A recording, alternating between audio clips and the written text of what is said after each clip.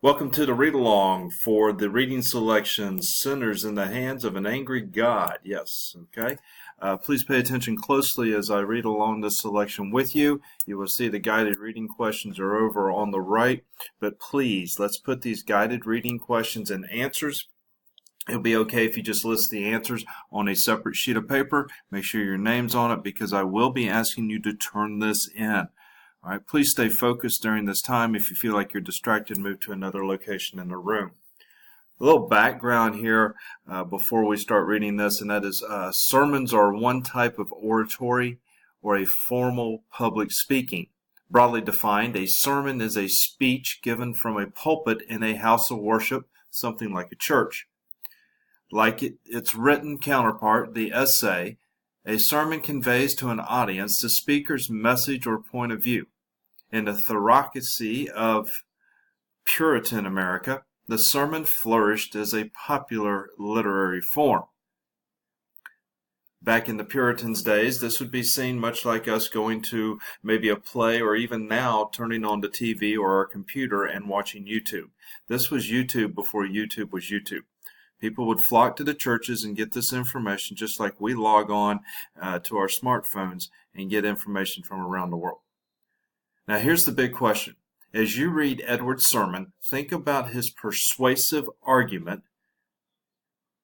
In other words, what is it that he wants the listeners to do? That's what he is trying to persuade the listener to do. What does he want his listeners to do? This is his argument, and listen closely.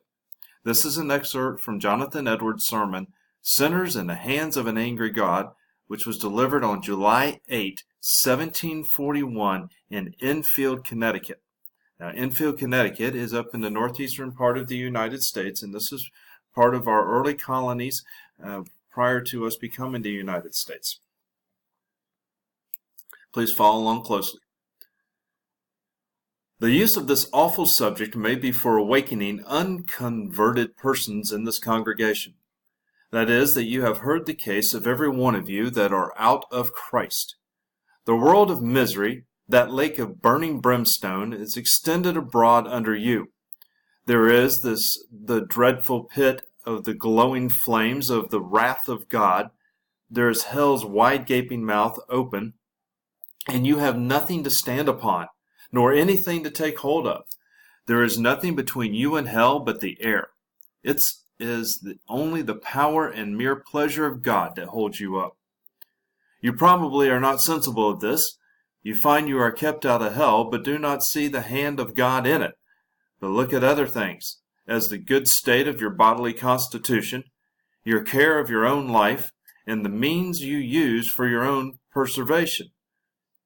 But indeed, these things are nothing. If God should withdraw his hand, they would avail no more to keep you from falling than the thin air to hold you up a person that is suspended in it. Now, before we go further, let's look here at the questions that we have related to this first part of selection. It's asking us in the first sentence, who is the intended audience? Who do you think that this Mr. Edwards is sending his message to? Second, what does he mention keeps sinners out of hell? And third, this area here, what do people think is keeping them out of hell?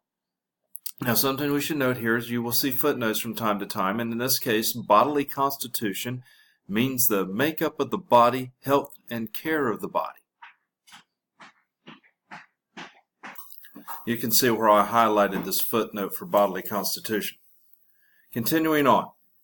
The wrath of God is like great waters that are dammed for the present. They increase more and more and rise higher and higher till an outlet is given. And the longer the stream is stopped, the more rapid and mighty is its course when once it is let loose. It is true that judgment against your evil works has not been executed hitherto. I should say. The floods of God's vengeance have been withheld, but your guilt in the meantime is constantly increasing, and you are every day treasuring up more wrath. The waters are constantly rising and waxing more and more mighty, and there is nothing but the mere pleasure of God that holds the waters back, that are unwilling to be stopped and pressed hard to go forward.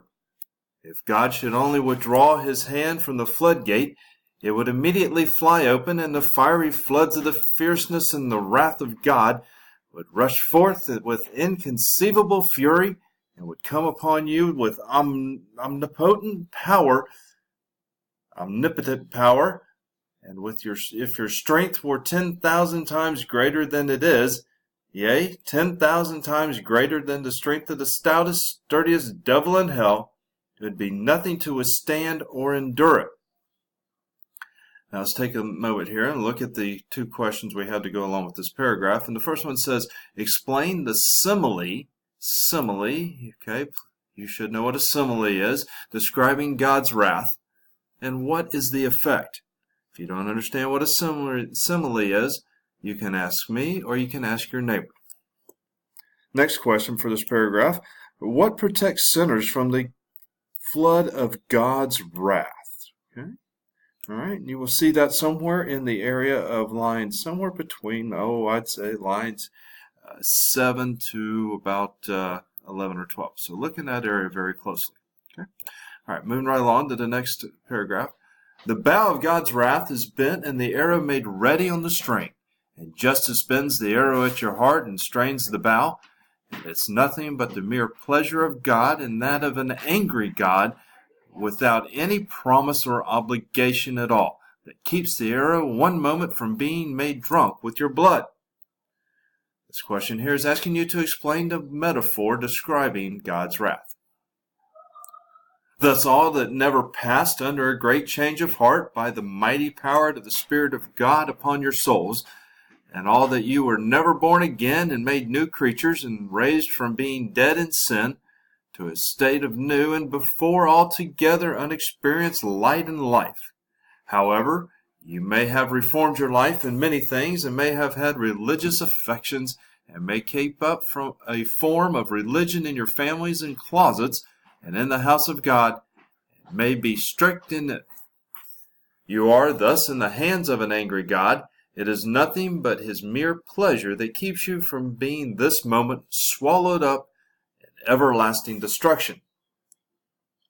All right, now, this is what we need to find out here, is which members of the congregation does Edwards address in this portion of the selection? Think about it. Take a look. Press pause if you need to. The God that holds you over the pit of hell, much as one holds a spider or some loathsome insect over the fire, abhors you and is dreadfully provoked.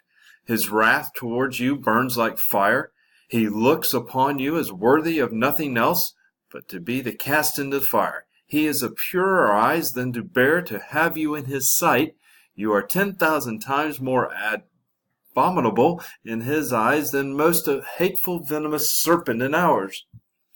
You have offended him infinitely more than ever a stubborn rebel did his prince.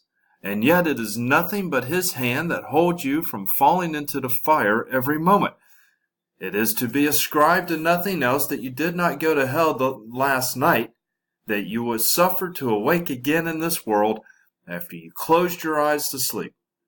And there is no other reason to be given why you have not dropped into hell since you arose this morning, but that God's hand has held you up.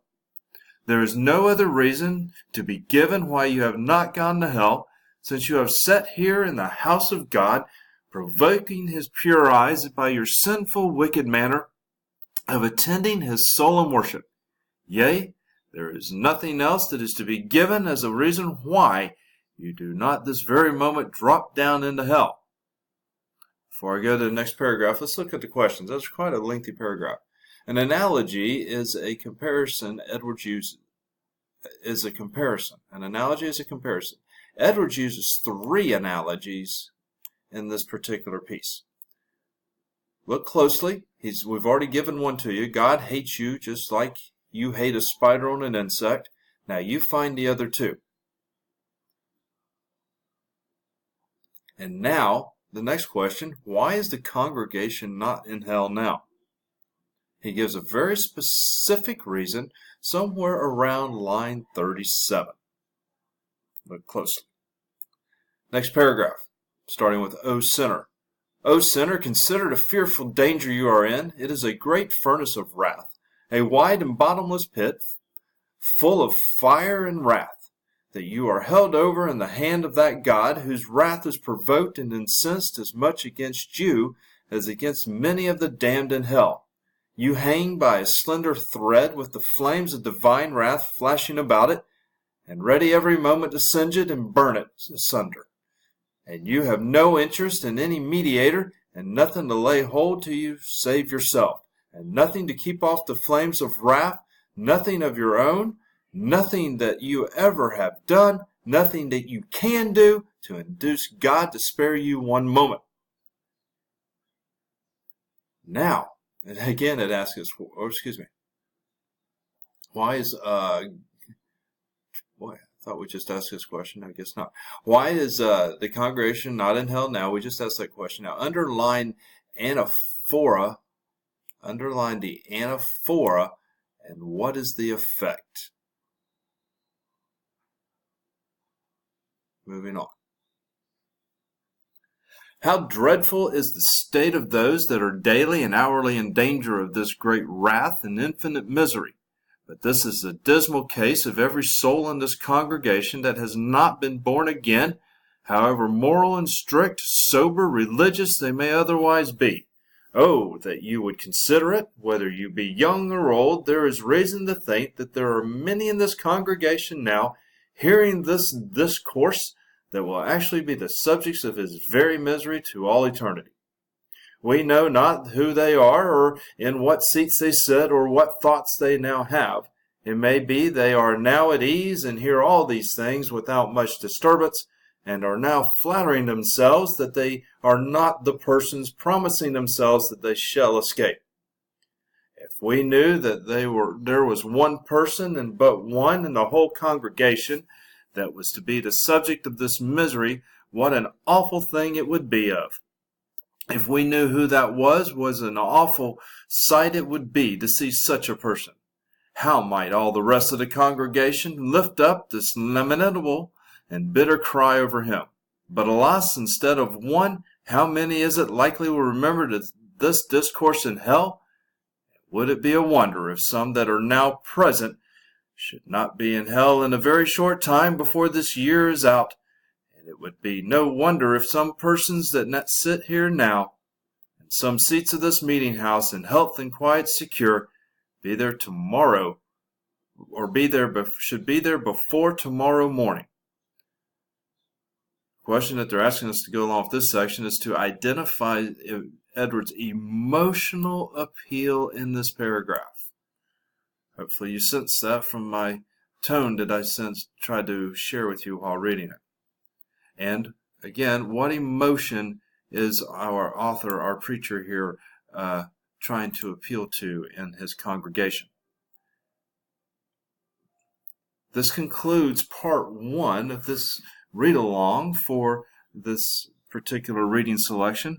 Part 2 will be uploaded and listed below in the calendar and in the content area.